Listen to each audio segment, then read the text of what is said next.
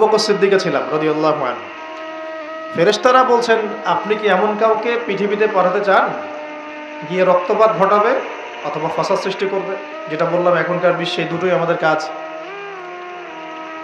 তো আল্লাহ পাক বলছেন, ইন্নী আ'লামু মা লা তা'লামুন, ইন্নী আ'লামু মা লা তা'লামুন। দেখো আমি যা জানি তোমরা সেটা জানো না। মানে আমার কিছু শুকরগুজার বান্দা থাকবে যারা এরকম ফিতনা ফাসাদ করবে না এবং রক্তপাতও ঘটাবে না। তাদের জন্যই আমি প্রস্তুত করেছি জান্নাতুল ফিরদাউস। সুবহানাল্লাহ। তো এখন ফেরেশতাদের মতামত আপনারা শুনলেন, আল্লাহ পাকের কথাও শুনলেন। এখন আল্লাহ রাব্বুল আলামিন তার খলিফা হিসেবে সৃষ্টি করলেন তার নিজ হাতে আদম আলাইহিস সালামকে। সুবহানাল্লাহ। প্রথম মানবকে, তিনি নবীও হলেন, তিনি প্রথম মানব এবং তিনি খলিফা। এখন আদম আলাইহিস সালামকে তার স্ত্রী সহ জান্নাতে থাকতে দেয়া হলো। এই ঘটনা আপনারা জানেন। ইবলিস এসে প্ররোচিত করলো। তার আগে ইবলিসকে বলা হয়েছিল সেজদা করো, সবাই সেজদা করলো, ইবলিস করলো না। মনে আছে? এটা তো আপনারা জানেন। ওইদিকে আমি আর ওই জন্য সময় নষ্ট করছি না। ইবলিস সেজদা না করে কাফের হয়ে গেল। আর আদম আলাইহিস সালাম এবং হাওয়া আলাইহিস সালামকে জান্নাতে থাকতে দেয়া হলো।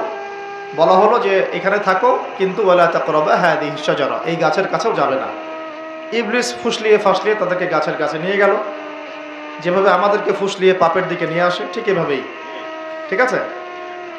এখন আমাদের পিতামাতা একটা ভুল করে ফেললেন। মানুষ মাত্রই কি হবে? আমাদের পিতামাতা ভুল করে ফেললেন। এটাই তো হাদিসের ব্যাখ্যা যে কুল্লু বনি আদম খাত্তা, প্রত্যেকটা বনু আদমেরই কি আছে? ভুল আছে। খায়রুল খাত্তাইন আত-তাওয়াবিন, যারা তওবা করে তারা হচ্ছে উত্তম ভুলকারী। তো আমাদের পিতা কিন্তু ভুলের উপর অটল থাকলেন না। ইবলিস যেমন তার মতে অটল থাকলো যে আমি সেজদা করি নাই তো কি হয়েছে, খলাকতানি মিন নার ওয়া খলাকতাহু মিন তিন, আমাকে সৃষ্টি করেছেন আপনি আগুন দিয়ে, ওকে সৃষ্টি করেছেন মাটি দিয়ে। এটা ইবলিসের চরিত্র। যে ভুলের উপর অটল থাকে, সংশোধন করে না, সে ইবলিসের অনুসারী। কথা বুঝতে পারছেন? ইবলিস কি এখানে সঠিক ছিল? নাউজুবিল্লাহ, কখনোই না। আল্লাহ পাক তাকে আদেশ করেছেন, আদম কিসের তৈরি সেটা তো দেখার দরকার নাই। আল্লাহ পাক আদেশ করেছেন, বাস তোমাকে সেজদা করতে হবে। এখন আমরা যেমন আল্লাহ পাকের আদেশের সামনে অনেক সময় এরকম দলিল উপস্থাপন করি, এটা কেন করব, এটা কেন করব, তাই না? পর্দা কেন করব, নামাজ কেন পড়ব, যাকাত কেন দেওয়া লাগবে, এগুলি ইবলিসের চরিত্র। আর ইবলিস চ্যালেঞ্জ করলো আল্লাহকে, আল্লাহ পাক তাকে বের করে দিলেন, ফাখরুজ মিনহা ফাইন্নাকা রাজিম, এখান থেকে বের হও, তুমি অভিশপ্ত। ওয়া ইন্না আলাইকা লা'নাতা ইলা ইয়াউমিদ্দিন, কিয়ামত পর্যন্ত তোমার উপর লানত, অভিশাপ। ও আবার চালাক, সে বলল যে আমাকে কিয়ামত পর্যন্ত অবকাশ দিন, আনযিরনি ইলা ইয়াউমি ইউবআসুন, আমাকে কিয়ামত পর্যন্ত অবকাশ দিন। আল্লাহ পাক বলেন, ইন্নাকা মিনাল মুনযারিন, যাও তুমি অবকাশপ্রাপ্তদের অন্তর্ভুক্ত একজন, ছেড়ে দিলাম তোমাকে, কিয়ামত পর্যন্ত হায়াত দেওয়া হবে। এবার সে বলছে, ফাবিমা আগওয়াইতানি, হে আল্লাহ, যে আদমের জন্য আপনি আমাকে বের করে দিলেন, আমি চ্যালেঞ্জ করছি। এবার ইবলিসের চ্যালেঞ্জটাও মাথায় লিখে রাখেন, মাথায় লিখে রাখেন। ইবলিস বলছে, ফাবিমা আগওয়াইতানি লাআকউদান্না লাহুম সিরাতাকাল মুস্তাকিম, যার জন্য আপনি আমাকে এখান থেকে বের করে দিলেন, আমি তার সরল পথে ওত পেতে বসে থাকবো। কিভাবে বসে থাকবো? ওত পেতে। সুম্মা লাআতিয়ান্নাহুম মিন বাইনি আইদিহিম ওয়া মিন খালফিহিম ওয়া আন আইমানিহিম ওয়া আন শামাইলিহিম ওয়া লা তাজিদু আকসারাহুম শাকিরিন, আমি তাদের ডান দিক থেকে আসবো, বাম দিক থেকে আসবো, সামন থেকে আসবো, পিছন থেকে আসবো, আপনি বেশিরভাগ আদম সন্তানকে শুকরগুজার পাবেন না। কে বললো এটা? ইবলিসের এই কথা সত্য না মিথ্যা বলেন তো? এখন সত্য হয় নাই? কিভাবে সত্য সেটা আরেকটা হাদিস থেকে দেখেন, দলিল। আমি আর গভীরে ঢুকে যাচ্ছি। কিয়ামতের মাঠে আদম আলাইহিস সালাম, এই আদম আলাইহিস সালামই যখন উঠবেন, আদম আলাইহিস সালামকে আল্লাহ পাক ডেকে বলবেন, তোমার সন্তানদের মধ্য থেকে জাহান্নামী জান্নাতি আলাদা করে দাও তো তুমি। তো আদম আলাইহিস সালাম বলবেন, ইয়া আল্লাহ, কতজন জান্নাতি, কতজন জাহান্নামী? আল্লাহ পাক বলবেন, প্রত্যেক 1000-এ 999 জনকে জাহান্নামের জন্য আলাদা করে দাও। বলেন নাউজুবিল্লাহ। এই হাদিসটা শোনার পরে সাহাবায়ে কেরাম রাদিয়াল্লাহু আনহুম খুব বিচলিত হয়ে পড়ল। তখন নবী সাল্লাল্লাহু আলাইহি ওয়াসাল্লাম আশ্বস্ত করলেন যে ওই যে 1% জান্নাতি দেখা যাচ্ছে, এগুলো উম্মতে মুহাম্মাদের মধ্যেই বেশি হবে ইনশাআল্লাহ। তবে কোন উম্মতে মুহাম্মাদি যে নামাজ পড়ে না, রোজা রাখে না, যাকাত দেয় না, শরীয়তের বিধিবিধানের কোনো পরোয়া করে না, কোরআনটা পর্যন্ত তেলাওয়াত করতে চাচ্ছে না, সেই উম্মত মুহাম্মাদি কথা বলা হচ্ছে কি, নাকি যারা নিজেদের জান মাল সময় শ্রম সব কিছু ঢেলে দিয়ে দিনের জন্য নিজেকে নিবেদিত প্রাণ করে, কাদের কথা বলা হচ্ছে? এটা আপনারা নিজেরাই বোঝেন, এটা তো আমার বোঝানোর দরকার নেই। এখন বুঝেন তাহলে পার্সেন্টেজটা কত হবে। তো ইবলিসের কথা তাহলে সত্য হলো। ইবলিস কি বললো? বলে তাজিদু আকসারহুম শাকিরিন, বেশিরভাগকে আপনি শুকরগুজার পাবেন না। আল্লাহ পাক নিজেও এই কথা বলেছেন সূরা সদের মধ্যেই, ওয়া কালিলুম মিন ইবাদিয়াশ শাকুর, আমার শুকরগুজার বান্দা খুব কম হবে। অন্য একটা জায়গাতেও আছে। এখন আল্লাহ রাব্বুল আলামিন আদম আলাইহিস সালাম আর হাওয়া আলাইহিস সালামকে জান্নাতে রাখলেন। তারা যে ফল খেয়ে ভুল করে ফেললেন, আল্লাহ পাক তখন তাদেরকে সাথে সাথেই বের করে দেন নাই, সাথে বের করে দেন নাই, বরং ফাতালাক্কা আদামু মির রাব্বিহি কালিমাত, আদম আলাইহিস সালাম আল্লাহর কাছ থেকে কিছু কালিমা বা বাক্য শিখে নিলেন। সুবহানাল্লাহ। ফাতাবা আলাইহি, ওই কালিমা ওই বাক্য দিয়ে আদম আলাইহিস সালাম তওবা করলেন। ওই কালিমা ওই বাক্য দিয়ে আল্লাহ পাক আদম আলাইহিস সালাম কি করলেন? আবার বলছি, একটু পিছনে। ওই কালিমা ওই বাক্য দিয়ে আদম আলাইহিস সালাম কি করলেন? তওবা করলেন। আবার বলছি, ফাতালাক্কা আদামু মির রাব্বিহি কালিমাত, আদম আলাইহিস সালাম তার রবের কাছ থেকে কিছু কালিমা শিখে নিলেন। ফাতাবা আলাইহি, ওই কালিমা দিয়ে আল্লাহ রাব্বুল আলামিনের কাছে তিনি তওবা করলেন। ইন্নাহু হুয়াত তাওয়াবুর রহিম, এবং আল্লাহ পাক তওবা কবুল করে তাকে মাফ করে দিলেন। ওই বাক্যটা কি ছিল সেটা একটু শুনি। ওই বাক্যটা ছিল রব্বানা, আমার সাথে বলেন, রব্বানা যালামনা আনফুসানা ওয়া ইল্লাম তাগফির লানা ওয়া তারহামনা লানাকুনান্না মিনাল খাসিরিন। মানে অর্থ হচ্ছে, হে আমাদের রব, রব্বানা যালামনা আনফুসানা, আমরা নিজেদের নফসের উপর জুলুম করেছি, ওয়া ইল্লাম তাগফির লানা, আপনি যদি আমাদেরকে মাফ না করেন, ওয়া তারহামনা, আমাদের উপর রহম না করেন, লানাকুনান্না মিনাল খাসিরিন, আমরা অবশ্যই ক্ষতিগ্রস্তদের অন্তর্ভুক্ত হয়ে যাব। এই কালিমা শিখলেন কে? আদম আলাইহিস সালাম তার রবের কাছ থেকে। এই কালিমা, এই দোয়া দিয়ে তিনি তওবা করলেন, আল্লাহ রাব্বুল আলামিন তাকে মাফ করে দিলেন। তবে তিনি বলে দিলেন আর জান্নাতে থাকা হচ্ছে না। কুল নাহবিতু মিনহা জামিআ, আল্লাহ বলেন তোমরা এখন সবাই পৃথিবীতে নেমে যাও। ফাইম্মা ইয়াতিয়ান্নাকুম মিন্নি হুদান, নেমে যাও পৃথিবীতে, কিন্তু জেনে রেখো পৃথিবীতে আমার পক্ষ থেকে তোমাদের কাছে হেদায়েত যাবে। কি যাবে?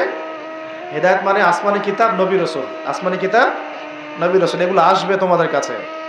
ফামান কুল নাহবিতু মিনহা জামিআ ফাইম্মা ইয়াতিয়ান্নাকুম মিন্নি হুদান ফামান তাবিআ হুদায়া, যে আমার এই হেদায়েতের অনুসরণ করবে, ফালা খাউফুন আলাইহিম ওয়ালা হুম ইয়াহজানুন, তাদের কোনো ভয় নাই, কোনো দুশ্চিন্তা নাই। যে জান্নাত থেকে গিয়েছো ওই জান্নাতে ফিরে আসবে ইনশাআল্লাহ। এটা একটা কথা। আর ওয়াল্লাযীনা কাফারু ওয়া কাযযাবু বিআয়াতিনা, কিন্তু যারাই আমার ওই হেদায়েতকে মিথ্যা প্রতিপন্ন করবে, অস্বীকার করবে, কুফরি করবে, ঠিক আছে, উলাইকা আসহাবুন নার, এরা হবে জাহান্নামের অধিবাসী, হুম ফিহা খালিদুন, এখানে তারা চিরস্থায়ী হবে। আল্লাহ পাকের বক্তব্য একদম সহজ সরল পরিষ্কার না? দুনিয়াতে যাচ্ছ যাও, এটা চিরস্থায়ী নয়। এই সময়টুকুর মধ্যেই আমার পক্ষ থেকে কি আসবে বলেন? হেদায়েত আসবে, মানে যুগে যুগে নবী রাসূল আসবেন, আসমানি কিতাব আসবে। ফামান তাবিআ হুদায়া, তোমাদের মধ্যে যারা এই নবী রাসূলদেরকে মানবে, আসমানি কিতাব সমূহকে মানবে, তাদের কোনো টেনশন নাই, কোনো ভয় নাই, আবার জান্নাতে ফিরে আসবে ইনশাআল্লাহ। আর যারা নবী রাসূলকে মানবে না, আসমানি কিতাবের পরোয়া করবে না, নিজের প্রবৃত্তির দাসত্ব করবে, উলাইকা আসহাবুন নার, তারা জাহান্নামে যাবে, সেখানে চিরস্থায়ী হবে। একদম সহজ কথা আল্লাহ পাকের। এবার এই যে সিলসিলা শুরু হলো পৃথিবীতে, এখন আদম আলাইহিস সালামকে আল্লাহ পাক কি বলেছেন? কি শব্দটা বলেছিলাম? খলিফা। এবার আদম আলাইহিস সালাম পৃথিবীতে এসে কি আবারও নতুন করে কোনো ভুল করেছিলেন? বলেন তো দেখি। উত্তর না, করেন নাই। কারণ কান্নাকাটি করতে করতেই বছরের পর বছর চলে গেছে, শুধু কাঁদতে কাঁদতেই বছরের পর বছর চলে গেছে। পরবর্তী ভুল যেটা আমরা দেখি সেটা হলো হাবিল আর কাবিলের ভুল। কাবিল তার ভাই হাবিলকে হত্যা করেছে, তাই না? হিংসার বশবর্তী হয়ে। ওই যে এখনো দেখবেন আমাদের সমাজে যে ভাইয়ে ভাইয়ে মারামারি, এটা সেই হাবিল কাবিলের সুন্নত। এখানে আমরা কাবিল হব না, হলে হাবিল হব। প্রয়োজনে হাবিল হয়ে থাকবো, তাও কাবিল হতে যায় না। কারণ নবী সাল্লাল্লাহু আলাইহি ওয়াসাল্লাম বলেছেন, পৃথিবীতে প্রথম হত্যাকাণ্ড সংঘটিত করেছে কাবিল। ভালো করে শোনেন, যারা এই পথে আছেন ভালো করে শোনেন। পৃথিবীতে প্রথম হত্যাকাণ্ড সংঘটিত করেছে কাবিল। এ কারণেই কিয়ামত পর্যন্ত যত মানুষ খুন হবে, খুন, এই সমস্ত খুনের পাপের একটা অংশ কাবিলের আমলনামায় গিয়ে যুক্ত হবে। মনে করায় দেই, কাবিল একজন নবীর সন্তান। কার সন্তান? নবীর সন্তান। লূত আলাইহিস সালামের স্ত্রী একজন নবীর স্ত্রী। নূহ আলাইহিস সালামের স্ত্রী একজন নবীর স্ত্রী। আবু লাহাব সর্বকালের সর্বশ্রেষ্ঠ মানব মুহাম্মদ সাল্লাল্লাহু আলাইহি ওয়াসাল্লামের চাচা। আবার ফেরাউনের ওই স্ত্রী, তার নাম, দাসীর নাম কি? আসিয়া। তাহলে আমাদের বংশ, আমাদের রং, আমাদের জাতীয়তা, আমাদের অর্থ সম্পদ, আমাদের টাকা পয়সা, আমাদের স্ট্যাটাস, আমাদের ভাষা, আমাদের এই গোত্র বিভাজন, এগুলো আমাদেরকে আল্লাহ পাকের আযাব থেকে বাঁচাতে পারবে না যদি না আমরা আল্লাহ পাকের হুকুম আহকাম মেনে চলি। একজন নবীর ছেলে কোথায় যাচ্ছে? একজন নবীর স্ত্রী কোথায় যাচ্ছে? লূত আলাইহিস সালামের স্ত্রী কোথায় যাচ্ছে? আবু জেহেল কি আল্লাহ নবী সাল্লাল্লাহু আলাইহি ওয়াসাল্লামের চাচা ছিল না? আবু লাহাব কি চাচা ছিল না? তাহলে কিসের অহংকার? কিসের অহংকার? কিসের ফুটানি? কিসের গর্ব? শুধু তাকওয়াই পারবে আমাদেরকে সেভ করতে, আর কিচ্ছু না। অনেক গভীর হয়ে যাবে, বের হয়ে আসেন। আদম আলাইহিস সালাম তার জীবদ্দশায় আল্লাহ পাকের জমিনে যতদিন থেকেছেন, তিনি কি আল্লাহর বিধান মেনেছেন না শয়তানের বিধান মেনেছেন? তার উপরে আল্লাহ পাক কিছু নাজিল করেন নাই? সহিফা নাজিল করেছেন, অবশ্যই করেছেন না? এমনকি কিভাবে কাপড় পরিধান করতে হবে, কিভাবে চাষবাস করতে হবে, কিভাবে এই পৃথিবীতে বেঁচে থাকতে হবে, এগুলো আল্লাহ রাব্বুল আলামিন জিবরাইল আলাইহিস সালামের মারফতে শিখিয়েছেন। মানুষ কাপড় পরা জানতো না, কে শিখিয়েছেন? আল্লাহ পাক। আল্লাহ পাক পোশাক নাজিল করেছেন। শুরুতে মানুষ গাছের ছালপাতা পরে থাকতো না, এগুলো মিথ্যা কথা। আল্লাহ রাব্বুল আলামিন আসমান থেকে পোশাক নাজিল করেছেন প্রথম। জিবরাইল আলাইহিস সালাম শিখিয়েছেন কিভাবে সুতা বুনতে হয়, কিভাবে জমি চাষ করতে হয়, কোন কোন গাছ উপকারী, কোন কোন গাছ উপকারী নয়, কোনটা আমরা খেতে পারবো, কোনটা খেতে পারবো না, কোন প্রাণী আমাদের জন্য খাওয়া ভালো হবে, কোনটা খাওয়া ঠিক হবে না, আল্লাহ পাক ওহীর মাধ্যমে জানিয়েছেন। এগুলো আমরা জানতাম না, এগুলো আমরা জানতাম। এমনকি কোন গাছে ঔষধি গুণাগুণ আছে, এটা আদম আলাইহিস সালামকে কে জানিয়েছে? আল্লাহ পাক তার ওহীর মাধ্যমে জানিয়েছেন। এই যে আমরা এখন সভ্যতা নিয়ে এত কথা বলি, সত্যি কথা হচ্ছে সভ্যতা শুরু হয়েছে নবীদের হাতে, আর সভ্যতা প্রসারিত হয়েছে নবীদের হাতে, আর সভ্যতা শেষও হবে একজন নবীর হাতে। সেই নবীর নাম কি? ঈসা আলাইহিস সালাম। Very good. সেই নবীর নাম কিন্তু ঈসা ইবনে মারইয়াম। তার হাতে সভ্যতা শেষ হবে। ওইটা লাস্ট একটা সভ্যতা পৃথিবী দেখবে অচিরেই সামনে। এখন আসেন, আদম আলাইহিস সালাম ছিলেন আল্লাহ পাকের খলিফা, এবং তিনি পৃথিবীতে তার আল্লাহ পাকের বিধান দিয়ে নিজে চলেছেন, পরিবারকে চালিয়েছেন, ওই সময় সমাজকে চালিয়েছেন, এবং ওই সময় পৃথিবীটাকে তিনি আল্লাহ পাকের বিধান দিয়ে পরিচালিত করেছেন, অন্য কারো বিধান দিয়ে নয়, মন গড়া বিধান দিয়ে তো মোটেই নয়, এবং নিজের রচনাকৃত বিধান দিয়ে তো মোটেই নয়, নিজের প্রবৃত্তিগত অনুসরণ দিয়ে মোটেই নয়, বরং আল্লাহ পাকের পক্ষ থেকে যা এসেছে সেইটা তিনি ফলো করেছেন। এই অনুসরণটা কি নূহ আলাইহিস সালাম করেন নাই? ইব্রাহিম আলাইহিস সালাম করেন নাই? মুসা আলাইহিস সালাম করেন নাই? ঈসা আলাইহিস সালাম করেন নাই? দাউদ আলাইহিস সালাম করেন নাই? সুলাইমান করেন নাই আলাইহিস সালাম? আমাদের নবী মুহাম্মদ সাল্লাল্লাহু আলাইহি ওয়াসাল্লাম তিনি কি করেন নাই? আমার কথা কি বুঝতে পারছেন? তাহলে তারা কি অনুসরণ করেছেন পৃথিবীতে? আল্লাহ পাকের ওহীর বিধান। কিসের বিধান? ওহীর বিধান। এখন আসেন, আরেকজন নবীকে আল্লাহ পাক বলেছেন খলিফা, তার নাম কি বলেছিলাম শুরুতে? দাউদ। কোন সূরায় আছে এটা? সদের মধ্যে। এইখানে আল্লাহ পাক আরো স্পষ্ট করে বলেছেন একজন খলিফার দায়িত্ব কি। খুব মনোযোগের সাথে শুনবেন। এখন আমি দ্বিতীয় পয়েন্টটাতে আসি, আপনাদের বুঝাচ্ছি একজন খলিফার ফাংশন কি, একজন খলিফার ফাংশন বা দায়িত্ব কি। সূরা সদ থেকে কথা বলছে। কোন সূরা? বাসায় গিয়ে পড়ে নিন। সূরা সদে আল্লাহ পাক বলছেন ওই নবীর নাম যাকে আল্লাহ পাক খলিফা বলেছেন আরো একবার, তার নাম দাউদ আলাইহিস সালাম। আল্লাহ পাক বলছেন যে ইয়া দাউদ, হে দাউদ, ইন্না জাআলনাকা খলিফাতান ফিল আরদ, আমি আল্লাহ তোমাকে পৃথিবীতে আমার খলিফা করেছি। সুবহানাল্লাহ। হে দাউদ, আমি তোমাকে পৃথিবীতে আমার খলিফা করেছি। এখান থেকে বলতে গিয়ে আপনাকে বলছিলাম যে দাউদ আলাইহিস সালাম এই জেরুজালেম থেকে 40 বছর বিশ্ব শাসন করেছিলেন। কত বছর? দাউদ আলাইহিস সালাম এই জেরুজালেম থেকে, যেখানে এই লড়াইগুলো হচ্ছে এখন, এখান থেকে তিনি 40 বছর বিশ্ব শাসন করেছেন। এবং তারপরে তার সন্তান সুলাইমান আলাইহিস সালাম আরও 40 বছর তার বাবার চেয়েও দাপটের সাথে এই বিশ্ব শাসন করেছে। তো আমি এই জায়গা থেকে এখানে আসছি, ওইখান থেকেই দাউদ আলাইহিস সালাম বিশ্ব শাসন করেছিলেন। আল্লাহ পাক তাকে বলছেন খলিফা। কি করেছিলেন তিনি? আল্লাহ পাক তাকে বলছেন, ইয়া দাউদ, একটু মনোযোগের সাথে শোনেন, হে দাউদ, ইন্না জাআলনাকা খলিফাতান ফিল আরদ, আমি আল্লাহ তোমাকে এই জমিনে খলিফা করেছি। সুবহানাল্লাহ। এবং ওই জমিন বলতে কিন্তু এখন জেরুজালেম, আরদ মানে এখানে কিন্তু ওই বাইতুল মুকাদ্দাস, তিনি ওখান থেকেই বিশ্ব শাসন করেছিলেন। তোমার দায়িত্ব কি হে দাউদ? তোমার কাজটা কি? ফাহকুম বাইনান নাসি বিল হক, সূরা সাদ পড়ে দেখেন।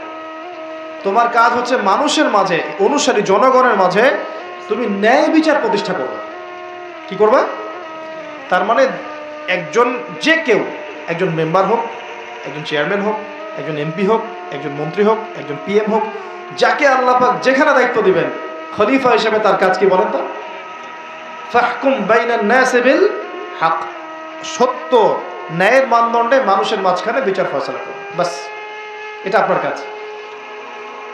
নেতৃত্ব দিলে দোষের কিছু নাই, নেতৃত্ব পেলেও দোষের কিছু নাই, কিন্তু ফাংশনটা কি? একজন খলিফার কাজটা কি? আবু বকর সিদ্দিক কেমন খলিফা ছিলেন? ওমর কেমন ছিলেন? ওসমান কেমন ছিলেন? আলী কেমন ছিলেন রাদিয়াল্লাহু আনহুম আজমাইন? তারা এই আয়াতের উপর আমল করতেন। ফাহকুম বাইনান নাসি বিল হক, মানুষের মাঝখানে ন্যায় বিচার করুন। ন্যায় বিচার কথা বলা হয়েছে, ন্যায় বিচার। এখন ন্যায় বিচার কতটুকু কি হচ্ছে না হচ্ছে এটা আপনারা আমার চেয়ে ভালো জানেন, আমি এইসব নিয়ে কথা বলতে চাই না। কিন্তু আমাদের কাজ এতটুকুই, যাকে আল্লাহ পাক যেখানে দায়িত্ব দিবেন ন্যায় বিচার। আরও আল্লাহ বলছেন, আয়াতটা শেষ হয়নি, আরও সামনে একটু আছে। আল্লাহ পাক বলছেন, ওয়ালা তাত্তাবিউল হাওয়া, ন্যায় বিচার করো এবং নিজের হাওয়া প্রবৃত্তির অনুসরণ করো না, নিজের মন গড়া বিধানের অনুসরণ করো না, নিজের প্রবৃত্তির দাসত্ব করো না। যদি করো তাহলে কি হবে? ইউদিল্লাকা আন সাবিলিল্লাহ, তাহলে আল্লাহ পাকের এই সরল পথ থেকে ওই প্রবৃত্তির অনুসরণ তোমাকে বিচ্যুত করে দেবে। কার কথা এগুলো? আল্লাহর কথা। ইন্নাল্লাযীনা ইউদিল্লুনা আন সাবিলিল্লাহ, পরের আয়াত, নিশ্চয়ই যারা আল্লাহ পাকের সরল পথ থেকে বিচ্যুত হয়ে গেছে, লাহুম আযাবুন শাদীদ, তাদের জন্য কঠিন শাস্তি আছে। আযাবুন শাদীদ মানে কঠিন শাস্তি আছে। বিমা নাসু ইয়াউমাল হিসাব, এই কারণে যে তারা হিসাবের দিনটা ভুলে গিয়েছে। এই দুইটা আয়াত আমি শোনাই দিলাম আপনাকে। আল্লাহ পাক যাকে যেখানে দায়িত্ব দিবেন সবসময় এই দুইটা আয়াত মাথায় রাখবেন, যে আল্লাহ পাক আপনাকে দাউদ আলাইহিস সালামের মতো কাজ দিয়েছেন, আল্লাহ পাক আপনাকে আদম আলাইহিস সালামের মতো কাজ দিয়েছেন। যাকেই দেখ, X Y Z whoever he is, এটা আমাদের দেখার বিষয় না। আমরা ধর্মতাত্ত্বিক দৃষ্টিকোণ থেকে শুধু মূলনীতিগুলো বলবো। তাহলে এখানে খলিফার কাজ কি বুঝতে পারলাম? মানুষের মাঝে ন্যায় বিচার প্রতিষ্ঠা করা, প্রবৃত্তির দাসত্ব না করা। যদি করি তাহলে কঠিন শাস্তি অপেক্ষা করছে। এখন আসেন, আল্লাহ নবী সাল্লাল্লাহু আলাইহি ওয়াসাল্লাম কি এই আয়াতের উপর আমল করে যান নাই? গিয়েছেন না যান নাই? তার জীবদ্দশায়, তার 23 বছরের এই নববী জীবনে কেউ কখনো জুলুমের শিকার হয়েছিল? বলেন তো, কেউ বলতে পারবে বুকে হাত দিয়ে যে একজন মানুষ জুলুমের শিকার হয়েছে? তার রেখে যাওয়া ইসলামের এই প্ল্যাটফর্মের উপরে আবু বকর সিদ্দিক শাসন চালিয়েছেন 2.5 বছরের মতো। আবু বকর সিদ্দিকের সময় কি কেউ জুলুমের শিকার হয়েছিল? তিনি কি এই আয়াতগুলোর উপর আমল করেছিলেন না করেন নাই? তাহলে তিনি একজন সফল খলিফা ছিলেন। আমরা খলিফা এবং খেলাফা দুটার ব্যাখ্যা বুঝতে পারলাম। যে খলিফা আল্লাহ পাকের বিধান মেনে বিচার ফয়সালা করে, ওই শাসন ব্যবস্থাটাকেই বলা হয় খিলাফা।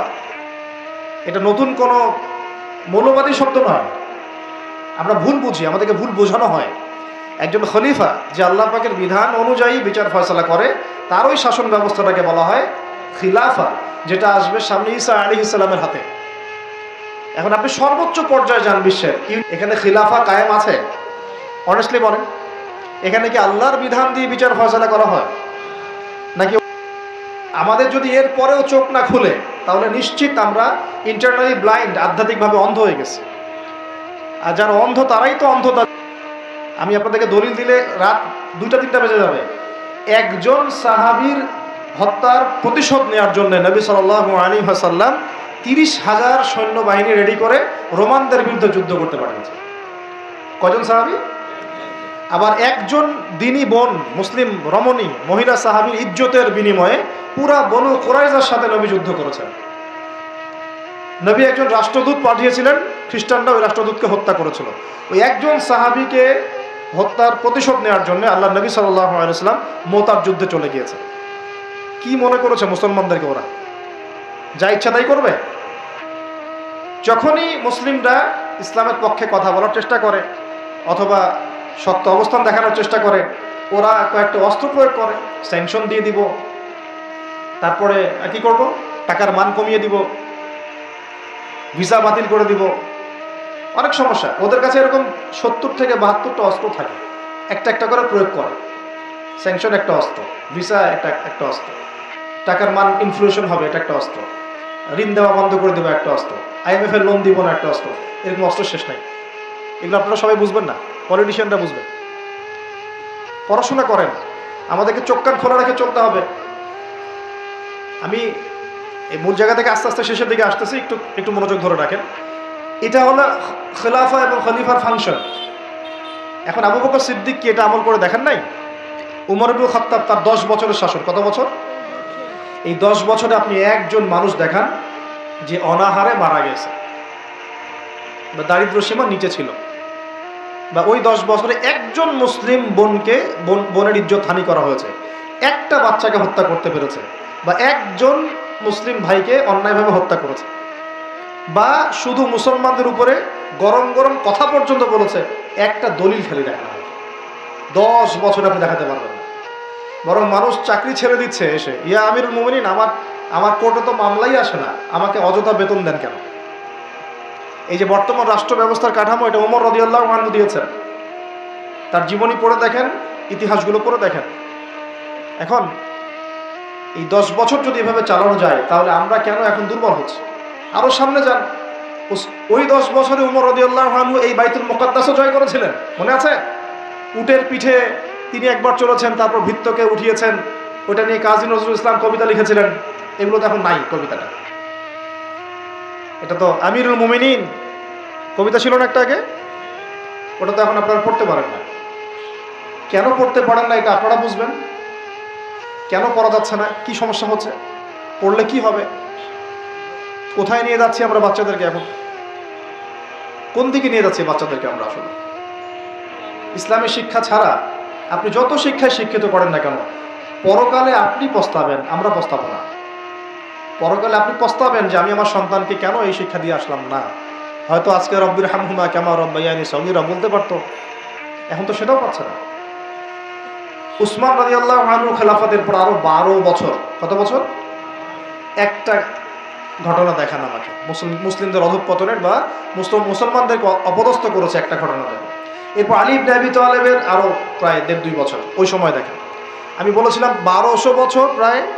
তারপর উমাইয়ারা শাসন করেছে প্রায় 97 বছর। কত বছর? নিজেদের মধ্যে অনেক সমস্যা হয়েছিল। যেমন এখন আমাদের সবাই মুসলিম ভাই, পলিটিক্যালি নিজেদের মধ্যে সমস্যা হয় না? এরকম সমস্যা হয়েছিল উমাইয়া খেলাফতেও, উসমান রাদিয়াল্লাহু আনহুর সময়ও, আলী ইবনে আবি তালেবের সময়ও। কিন্তু কখনো বাইরের শত্রুদের কাছে আমরা পরাজিত হই নাই। মানে আমার ঘরে কি সমস্যা আছে, আমি সেটা ঘরে বুঝবো। ভাইয়ের সাথে ভাইয়ের সমস্যা হচ্ছে, ওকে ঠিক আছে, হাতাহাতি হয়েছে, মারামারি হয়েছে, অস্ত্র নিয়ে মুখোমুখি হয়েছি, এটা আমার ঘরের সমস্যা। কিন্তু বহির্বিশ্বে মুসলমানদের উপর চোখ রাঙিয়ে কথা বলেছে এমন একটা জাতি খুঁজে পাওয়া যেত না। 97 বছর উমাইয়ারা করেছে। তারপরে আব্বাসীয়রা এসেছে, আব্বাসীয়রা এসে প্রায় 550 বছর চালিয়েছে। কত বছর? এর পর আসছে মামলুক, তারপরে ফাতেমিরা, ওইদিকে কর্ডোভাতে ছিল ইসলামিক খেলাফত, ওই আন্দালুসিয়ায়, এখনকার স্পেন, ইতালি, এগুলো সব আমাদের ছিল। তারপরে সালাহউদ্দিন আইয়ুবী রাহিমাহুল্লাহ আইয়ুবী শাসন এসেছে। তারপরে জেঙ্গিদের শাসন এসেছে, মোগলদেরটা জানেন আপনারা, আফগানদেরটা জানেন, এমনকি হিন্দুস্তান পর্যন্ত দেখেন নাই? এটা পুরো আমাদের আওতাভুক্ত ছিল এক সময়। ইংরেজরা আসার আগ পর্যন্ত। এভাবে বিশ্ব এগিয়ে গেছে ইসলামের হাত ধরে। কখনো কাউকে জোর করে ফোর্স করে মুসলমান করানো হয় নাই, কখনো কোনো অমুসলিমের অধিকার খর্ব করা হয়নি। এবং একজন অমুসলিম যদি আমাদের আন্ডারে থাকতো, তার অধিকার সবার আগে নিশ্চিত করা হয়েছে। যাকাত সবাই প্রদান করত, সলাত আদায় করত, সবাই কোরআনওয়ালা ছিল, ওলামায়ে কেরামদেরকে সম্মান করা হতো, মসজিদ মাদ্রাসা গড়ে তোলা হয়েছিল, সুদ ছিল না, মানুষ হালাল খেত, এবং মুসলিমদের একটা ঐক্যবদ্ধ সামরিক শক্তি ছিল। আস্তে আস্তে আস্তে আস্তে বিগত বেশি দিন না, আমার স্টাডি হচ্ছে বিগত মাত্র 100 থেকে 150 বছর, লাস্ট 100 থেকে 150 বছরে আমাদের পুরো টেবিলটাই উল্টে গেছে মনে হয়। এক্স্যাক্টলি উসমানী খেলাফতের পতনের সময় থেকে 1914 সালে এটার পতন ঘটেছে, প্রথম বিশ্বযুদ্ধের সময়। এরপর থেকেই কেন জানি এই যে বিগত 100 বছরে পুরো বিশ্বের চিত্রটাই উল্টায় গেল।